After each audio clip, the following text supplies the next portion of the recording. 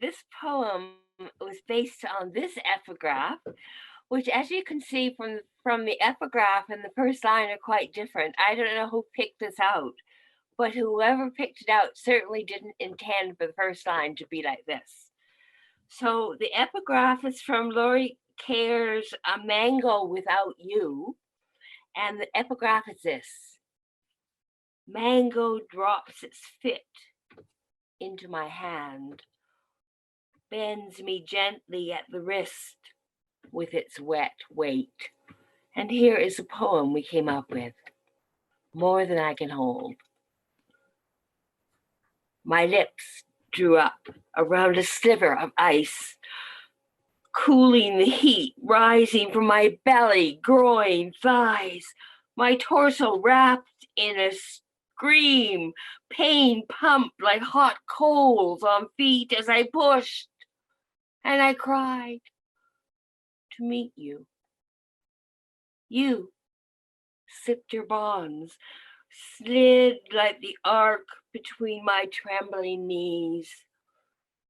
I felt your sparrow's breath graze my wet skin and met it with joy. Your language was the sound of water breaking. You opened your eyes into a bright sky, suckled a fist, clenched so tight it squeezed air into your tiny lungs. You burst into impatient song, needing to be heard. My child, you weighed more than my heart could ever hold. Thank you very much, Laura. Oh, it's so good to see everyone here. Thank you for coming out on this beautiful day and spending it with us. I'm going to read from a collection of my first 5 books of poetry I wrote. I haven't read in such a long time, and I've written 11, and so I'm going to start reading from my first book, which took me a year to write under the mentorship of Elizabeth Harbour at Humber College in Toronto. And it's called The Perfect Word Collapses. And I'm going to begin with Time leans her twilight grace on me. I learned to watch time fluoresce and lean her twilight grace on me, to float above this flotsam, waiting for the touch that slides the need through parted lips. I am a deer, unvexed by mist, bounding across this tundra landscape of the vale. Filtered sunspots of desire wait for the whispers you withhold, while I sway with hard, green yearning to be let go to the temple of your heat. Places Beyond is the poem that is on the EP that Thomas and I made. He composed music for this, and here it is. I see the sky unbuttoned by wishes, places beyond where life splits, sparkles. I follow the swing's arc to recover my intake of breath, the heart-stopping happiness, so transient for one whose weakness is hanging her childhood out to dry.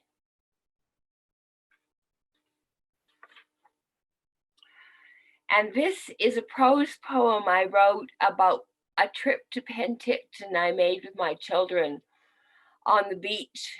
And what was happening around me was disturbing to me, yet I could relate in some way. So it's called Drive and Drive and Drive. What I heard on the beach as I lay in my old one-piece bathing suit and sucked in my stomach so it didn't rise higher than my breast, was a voice yelling this: "If you scream in the water one more time, we are going home tomorrow, and we're going to drive and drive and drive in the hot car and not go to the water side. If you don't share the frog with your brother, you will have to sit on the sand and watch Brandon swim and float. If you can't stop crying when you get a little water in your mouth, I'll give you something to really cry about."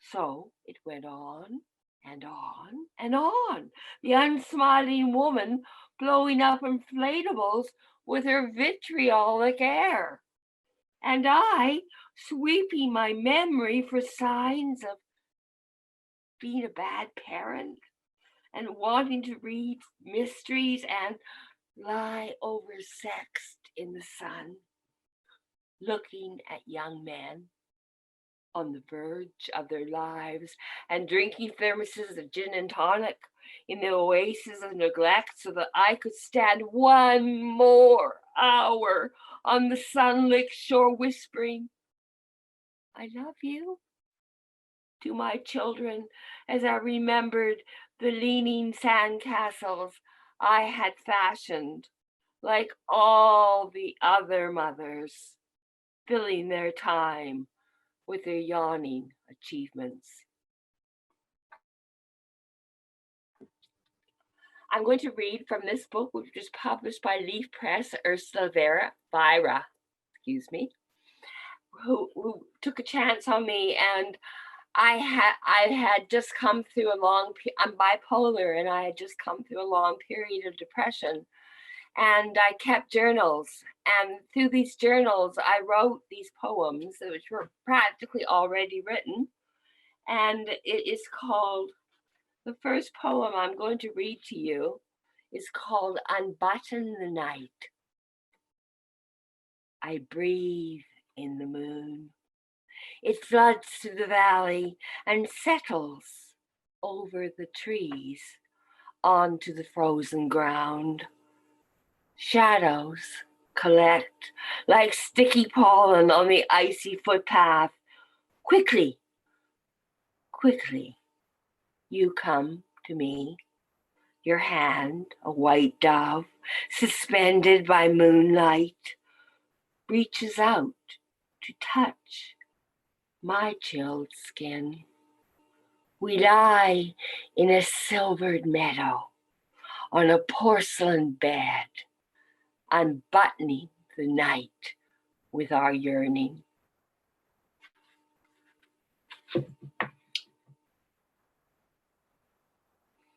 Morning in Venice. The morning splits open, ripe with espresso and oranges. Wind snatches at my hair, plays a tango on the mirrored hem of the Indian skirt from Bombay. The one-eyed beggar leads me down fetid alleyways to crouch in the dark, where I gleam and want. The moon slips deep into the canal, swallowed like a ripe plum. I hum an anthem flung from my slim bag of yesterday's sorrow.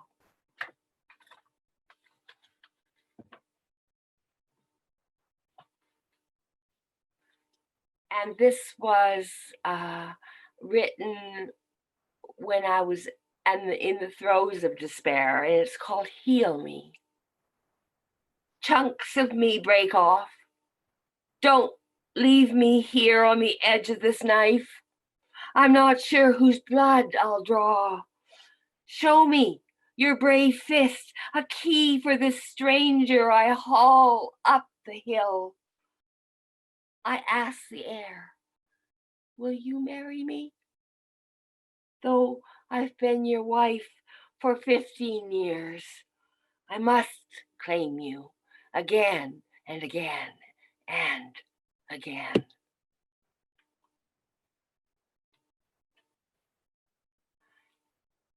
This book, A Quiet Coming of Light by Leaf Press, is the sister book to the one I just read. That book dealt with my journals and going through depression. And this was coming out the other side, and it is a quiet coming of light, with the cover being by Emily McCullum, who took a photograph from our Mount Gardner on the island at the summit. And it was so perfect for the title, A Quiet Coming of Light. Paul and I went to Winnipeg, and Paul was performing with Fred Penner, and he suggested to us that we go to Gimli, Manitoba, if we really wanted to see something amazing. So we did. And this is called Baby. It's cold out there. Wet leaves and gray clouds have softened me. My idea of layering for winter is to wear a turquoise scarf over my little black Mexican dress. Today you showed me how to glide on frozen waters. The wind bit and burrowed under my sweater and gloves. She howled and she whispered old sagas of Icelandic settlers planted like lilies amongst the first bloom. 30 below, and the lake is scuffed with new snow. Cold steals my breath, and I gasp at the greed of the old patient ice. You didn't tell me how the prairies lifted the snow like summer moths, so that I could fall backwards towards the beginning, silver and flashing, a stasis of light.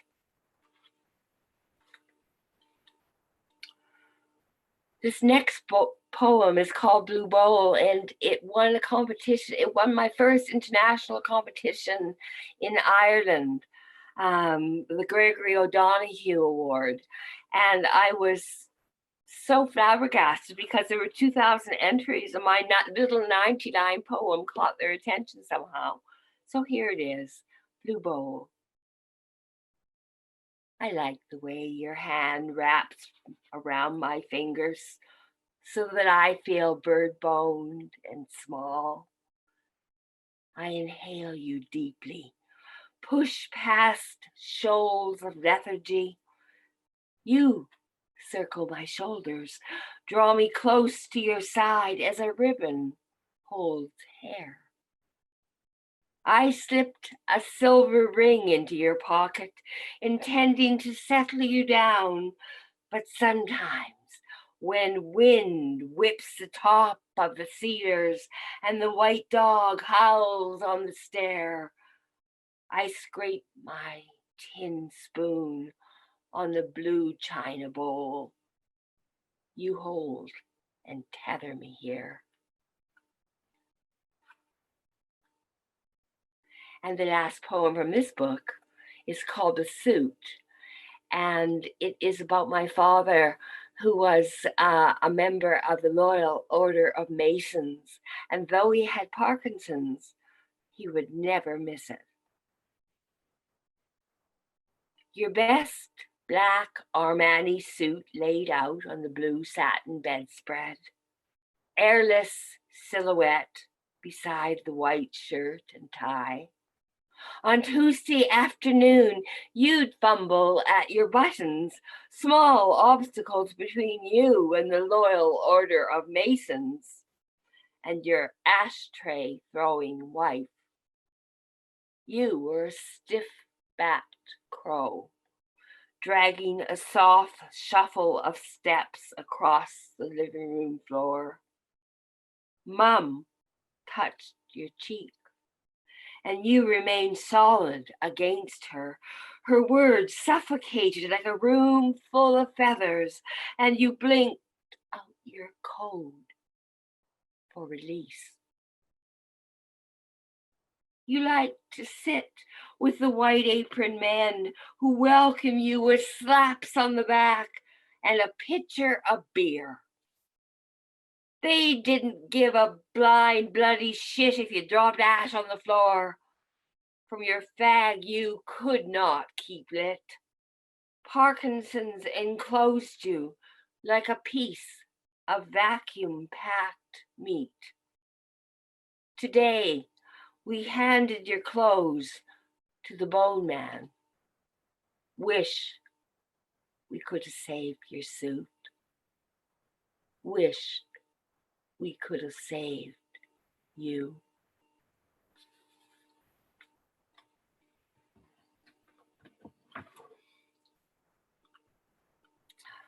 I'm going to read this, as Laura mentioned. This is Splendid in its silence, and at one publication in Britain, in a big manuscript competition, and I was lucky enough to win and be published there. Went to London, and I'm going to read a story, not a story, but a poem about a man I greatly respect and admired, Patrick Lane. I went to several of his retreats and workshops and got to know him quite a bit. It's called Not Just Another Fish Story, in homage to Patrick Lane. Thanks to Mark Doty for the image of mackerel. The rude dust once snaked under your cap when you were a boy, and you didn't dither or hang back. You just left a question mark in those railings of bone sky you called home.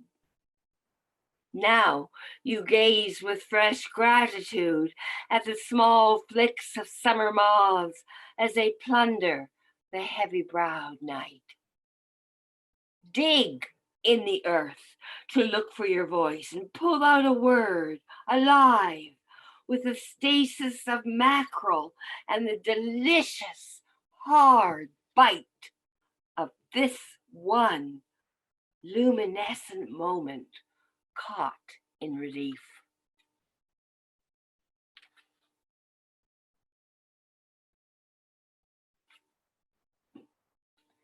And this is called the Price of Gleaming.